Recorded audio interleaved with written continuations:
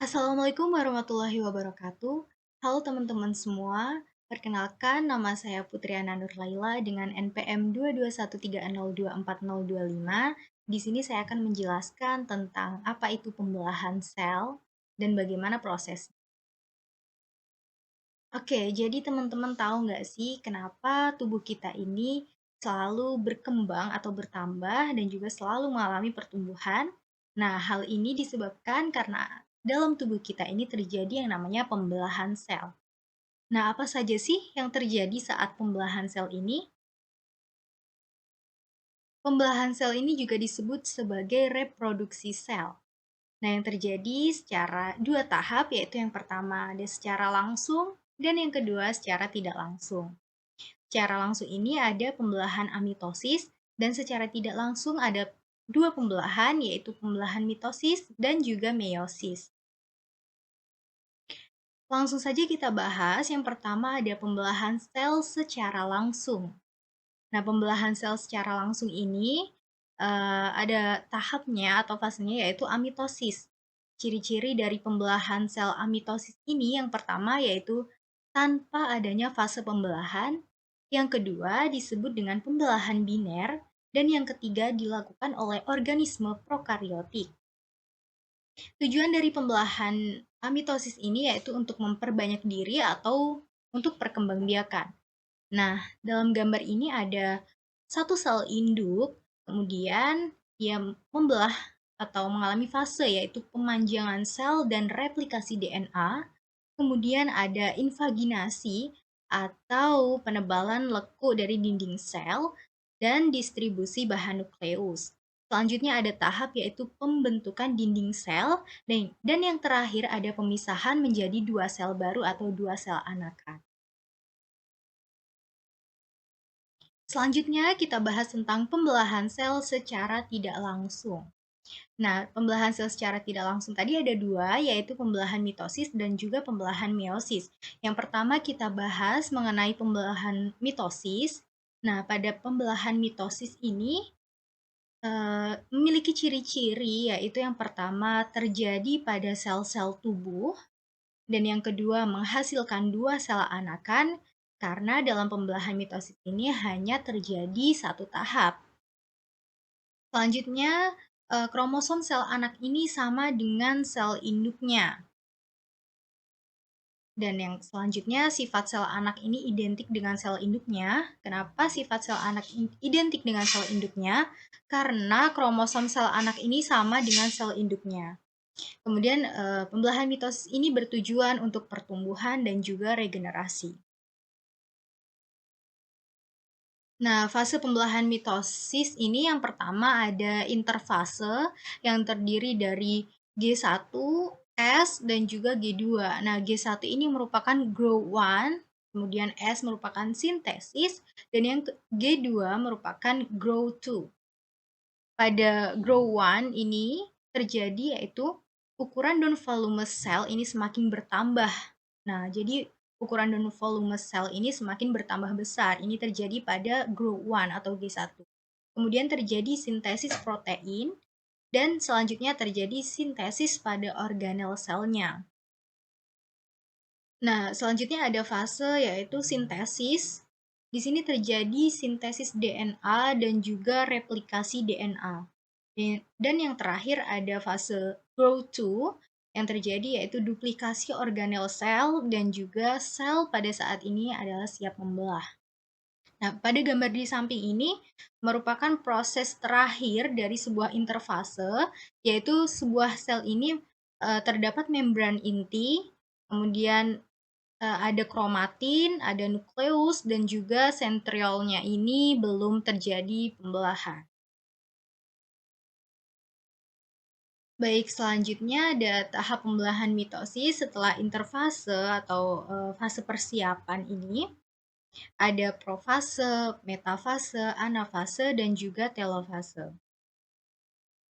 Tahap pembelahan mitosis yang pertama setelah interfase atau fase persiapan yaitu ada profase. Nah, yang terjadi pada profase ini yang pertama kromatin menebal menjadi kromosom. Nah, jadi benang-benang kromatin ini menebal membentuk menjadi kromosom.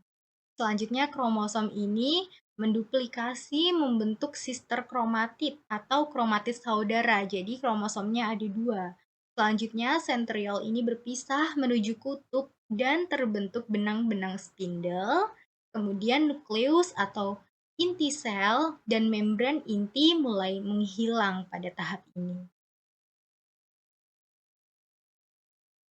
Fase selanjutnya yang kedua ada fase metafase. Nah, pada metafase ini paling gampang untuk kita ingat karena pada saat ini terjadi kromosom tepat berderet di bidang ekuator. Dia tepat berjajar dan berderet di bidang pembelahan. Selanjutnya ada tahap anafase. Nah, pada tahap anafase ini, kromatid dari sebuah kromosom ini berpisah menuju kutub yang berlawanan atau menuju kutub yang masing-masing. Yang satu ditarik oleh benang spindle ke atas dan satunya ditarik oleh benang spindle yang bawah. Tahap yang terakhir dari pembelahan mitosis adalah telofase. Nah, pada telofase ini terjadi kromosom tiba di kutub masing-masing. Selanjutnya kromosom kembali menjadi benang-benang kromatin dan nukleus dan membran inti ini terbentuk kembali. Nah, pada tahap telofase ini terjadi sebuah pembelahan sehingga menghasilkan dua sel anakan karena terjadi sitokinesis yaitu pembelahan sitoplasma. Selanjutnya pembelahan sel secara tidak langsung yang kedua ada pembelahan meiosis. Ciri-cirinya yang pertama terjadi pada organ kelamin. Jadi beda sama dengan meiosis tadi. Ketika meiosis tadi terjadi pada sel-sel tubuh dan ketika meiosis terjadi pada organ kelamin. Nah, ciri yang kedua menghasilkan 4 sel anak. Pada pembelahan mitosis tadi menghasilkan 2 sel anak karena terjadi hanya satu kali fase pembelahan. Tapi ketika pembelahan meiosis menghasilkan 4 sel anak karena terjadi 2 fase pembelahan. Kemudian ciri yang ketiga, kromosom sel anak setengah dari sel induk. Ciri yang keempat, sifat sel anak tidak identik dengan sel induk karena kromosom sel anak tadi adalah setengah dari sel induk. Maka dari itu, sel anak yang dihasilkan tidak identik dengan induknya. Nah, pembelahan meiosis ini bertujuan untuk pembelahan sel pada kelamin. Tahap pembelahan meiosis. Yang pertama ada profase 1, metafase 1, anafase 1, dan telofase 1. Nah, pada profase 1 ini terjadi proses yaitu ada fase leptoten, zigoten, pakiten, diploten, dan juga diakinesis. Nah, kita bahas dulu pada profase 1. Nah, pada profase 1 ini terjadi yang namanya leptoten. Nah, pada leptoten ini terjadi proses yaitu kromatin menebal menjadi kromosom. Selanjutnya fase zigoten. Nah, pada fase zigoten ini kromosom homolog berpasangan membentuk sinaps. Nah, kenapa disebut dengan kromosom homolog? Karena sebuah kromosom ini berpasangan, tidak seperti pada saat pembelahan mitosis.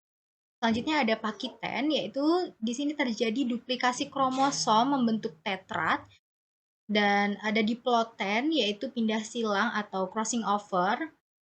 Selanjutnya yang terakhir ada diakinesis, yaitu membran inti menghilang dan sentriol mengalami pembelahan. Selanjutnya kita bahas ada di sini setelah profase 1 ada metafase 1 di mana sama dengan mitosis yaitu kromosom homolog berderet di bidang ekuator. Namun pada meiosis ini disebut kromosom homolog karena kromosomnya berpasangan. Ketika mitosis kromosomnya hanya satu ya. Kemudian ada anafase 1 yaitu di sini terjadi kromosom homolog berpisah menuju kutub yang berlawanan dan telofase 1 ini kromosom tiba di kutub dan terbentuk 2 sel anakan. Oke, setelah proses profase 1, metafase 1, anafase 1, dan telofase 1. Selanjutnya, proses yang kedua pada tahap pembelahan meiosis yaitu ada profase 2, metafase 2, anafase 2, dan telofase 2. Nah, uniknya pada pembelahan meiosis ini terjadi 2 tahapan ya. Kita bahas dulu profase 2. Pada profase 2 ini terjadi yaitu benang kromatin memendek dan menebal menjadi sebuah kromosom. Kemudian nukleolus dan membran inti ini melebur atau menghilang, mulai menghilang, dan sentriol menuju kutubnya masing-masing. Selanjutnya pada tahap metafase 2, ini terjadi kromosom berderet di bidang ekuator. Namun pada pembelahan meiosis ini sudah terjadi 2 sel anakan ya. Jadi kromosom berderet di bidang ekuatornya masing-masing. Selanjutnya ada anafase 2. Yang terjadi di sini adalah sister kromatid atau kromatid saudara ini berpisah menuju kutub yang berlawanan.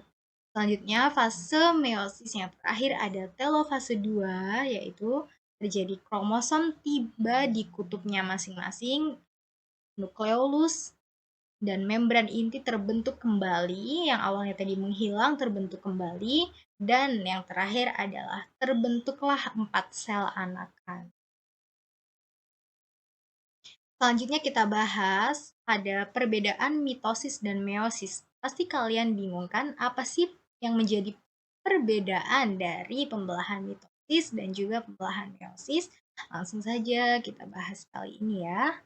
Nah, perbedaan mitosis, pembelahan mitosis, dan pembelahan meiosis ini ada beberapa perbedaan. Yang pertama dari tempat terjadinya.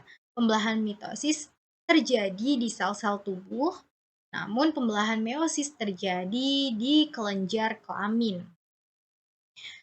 Kemudian ada perbedaan yang kedua, yaitu dari pembelahannya. Pembelahan mitosis ini terjadi hanya 1 kali, namun pembelahan meiosis terjadi 2 kali.